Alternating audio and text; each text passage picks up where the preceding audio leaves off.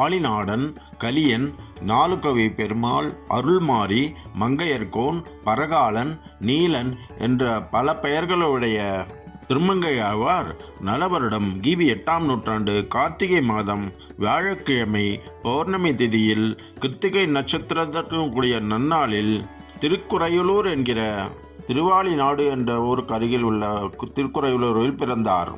இவருடைய தந்தை சோழ மன்னனுடைய சேனை தளபதிகளில் ஒருவரான ஆலிநாடுடையான்.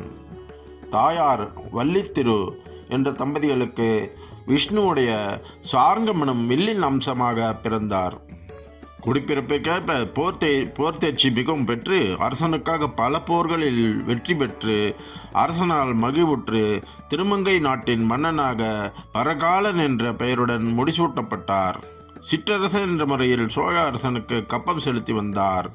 அந்த நாட்டில் திருவள்ளக்குளம் என்ற திருப்பதியில் உள்ள தாமரை பொய்கையில் நீராட வந்த தேவமாதர்களில் ஒருத்தி ஏனையோரை விட்டு மனித ஒரு கொண்டு குமுத மலர் கொய்து நின்றாள். அந்த வழியே வந்த மலரான வைணவ வைத்தியவன் ஒருவனை தன்னை பாதுகாக்க வேண்டினாள். அவனும் அதற்கு இசைந்து தன் வீட்டிற்கு அழைத்துச் சென்று குமுதவல்லி என்று பெயரிட்டு வளர்த்து வந்தான். ஒற்றர்கள் மூலம் குமுதவல்லியின் சிறப்பினையும் அழகினையும் பற்றி அறிந்த மங்கை மன்னன் வைத்தியனிடம் சென்று அவளை தனக்கு மனம் செய்விக்க வேண்டினார். ஆனால் குமுதவல்லியோ பஞ்ச சம்ஸ்காரம் என்ற 5 வகை சிறப்பும் உடைய வைணவர்க்கே அன்றி மற்றொருவருக்கு மனைவியாக மாட்டேன் என்று மறுத்துவிட்டாள். திருநறையூருக்கு சென்று அந்த ஊரில் கோயில் கொண்டுள்ள நம்பியிடமிருந்து திருவாழி திருத்தங்கிலட்சணை மற்றும் திருக்கண்ணபுரத்து அம்மானிடம் திருமந்திர உபதேசம் மற்றும் 12 திருமண் காப்புகள் அணிந்து திருமங்கை மன்னன் குமுதவல்லியிடம் மீண்டும் சென்று மனம் புரிய வேண்டினார். அப்போது குமுதவல்லி ஓராண்டு காலம் அமுது செய்வித்து அவர்கள் போஜனம் செய்த சேஷத்தையும் அவர்கள் திருவடிகளை விளக்கிய நீரை உட்கொண்டால்தான் மங்கை மன்னனை மனம் புரிய சம்மதிப்பதாக சொன்னாள். மங்கை ஆசையால் மங்கை மன்னன் இதற்கு இசைந்து வாக்களிக்க திருமணம் நன்றாக நிறைவேறியது.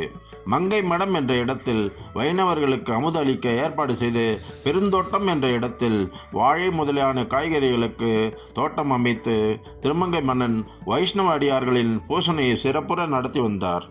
இதற்காக பொருள் மிகவும் வேண்டியிருந்தவையால் கப்பம் செலுத்த இயலாமல் போயிற்று. அரசனிடம் ஏவலாளர்களிடம் தவணை கேட்டு தாமதித்ததால் அரசன் தன் சேனை தலைவனை அனுப்ப அவன் இவரை பிடிக்க முயலுகையில் இவர் ஆடல்மா என்ற தன் சிறந்த குதிரையின் மீதேறி போரிட்டு அவனை புறமிதத்தோடு ஓடச் செய்தார். பிறகு அரசனை சேனையுடன் நேரில் வந்து இவரை வளைக்க இவரும் முன்போல் எதிர்த்து போரிடத் தொடங்கினார்.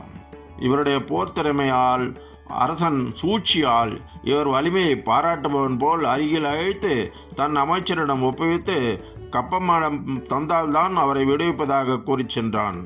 கச்சியம்பதி இறைவன் இவருடைய கனவில் தோன்றி காஞ்சியில் செல்வம் கிட்டும் என்று கூற இவரும் அமைச்சனிடம் கூறி அவனுடன் சென்று மீண்டும் அந்த இறைவனாலேயே வேகவதி ஆற்றங்கரையில் புதையுண்ட நிதி காட்டப்பட்டு நிதியை தோண்டி எடுத்து வந்தார்.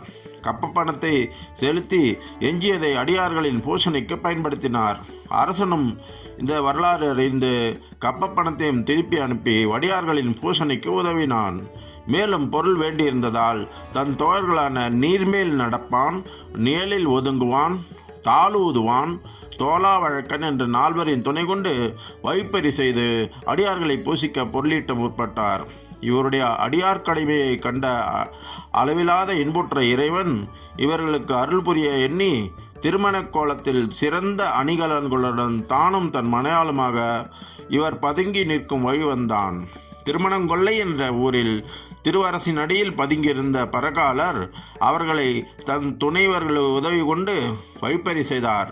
அப்போது மருமகன் காலில் இருந்த மோதிரம் கழற்ற முடியாமையால் தன் பல்லால் கடித்து வாங்க மருமகனான பெருமான் இவரை கலியன் என்று பெயரிட்டான். பறித்த பொருட்களை மூட்டையாக கட்டி எடுக்க முயன்றபோது மூட்டை இடம்பெயராமையால் பரகாலர் மணமகனை எந்த மந்திரம் செய்தா என்று வாளை வீசி எதிர்த்தார். மணமகனான வெம்பெருமான் மந்திரத்தை கூறுவதாக அருகில் அழைத்து பெரிய திருமந்திரம் என்னும் அஷ்டாட்சர மந்திரத்தை இவருக்கு உபதேசித்து பெரிய திருவடியின் மேல் பிராட்டியுடன் இவர் முன் தோன்றி அருளினான். மெய்ப்பொருள் உணர்ந்து தெரிந்த பரகாலர் இறைவனை நோக்கி வாடினேன் வாடி வருந்தினேன் என்று தொடங்கி பாடலுற்று வடமொழி வேதங்கள் 4 கொப்பான நம்மாழ்வாரின் அருளிச் செயலுக்கு 6 அங்கங்கள் போன்று பெரிய திருமொழி, திருக்குறுந்தாண்டகம், திருநெடுந்தாண்டகம், திருவழுக்கூற்றிருக்கை, சிறிய திருமடல், பெரிய திருமடல் என்று 6 திவ்ய நூல்களை அருளி திருமங்கையாழ்வார் என்று திருநாமம் பெற்றார். இவற்றுள் பெரிய திருமொழி பாடல்கள் ஏற்றும்போது இறைவன் கோயில் கொண்டருளிய திருப்பதிகளுக்கு தானே நேரில் சென்று வணங்கி திருவிப்பிரதி முதல் திருக்கோஷ்டியூர் ஈடாக பாசுரம் பாடினார்.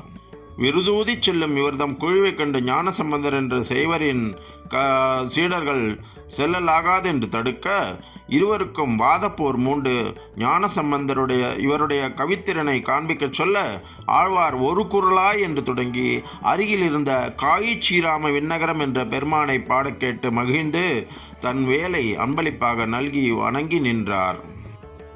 திருமங்கையாழ்வார் திருவரங்கன் ஆணையின்படி அந்த பெருமானுக்கு மண்டபம், கோபுரம், விமானம், பிரகாரம் முதலிய பணிகளை செய்ய திருநாகையில் புத்த விகாரம் ஒன்றில் இருந்த பொற்சிலையை அதற்கு மேல் உச்சியில் சுழன்று வந்த இயந்திரத்தை வாழைத்தண்டுகளால் சிக்க வைத்து நிறுத்தி உட்புகுந்து ஈயத்தாலாகாதோ விரும்பினாலாகாதோ பூயத்தான் மிக்கதொரு பூதத்தாலாகாதோ தேயத்தே பித்தளை நற்செம்புகளாலாகாதோ மாயப்பொன் வேண்டுமோ மதித்தன்னை பண்ணுகைக்கே என்று அந்த சிலை அலறி விழுமாறு அதன் தூய்மையை போக்கி சிலையின் பொன் கொண்டு அரங்கன் திருப்பணிகளை குறைவரச் செய்தார்.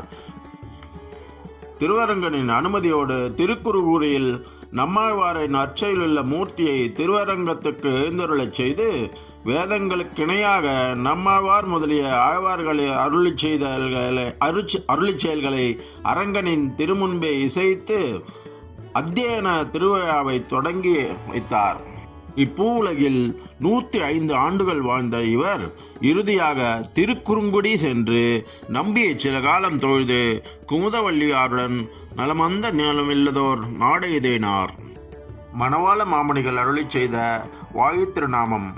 கலந்த திரு கார்த்திகையில் கார்த்திகை வந்தோன் வாயே, காசினீர் குறையுளூர் காவலோன் வாயே, நலந்துகள் 1084 உரைத்தான் வாயே, நாளைந்தும் ஆரைந்தும் நமக்குரைத்தான் வாழே, இளங்கழு கூட்டிருக்க 2 மடலீந்தான் வாழே, இம்மூன்றில் 127 வாழே, வளந்துகழும் குமுதவள்ளி மணவாளன் வாழே, வாட்களியன் பரகாலன் மங்கையர்கோன் வாழியே.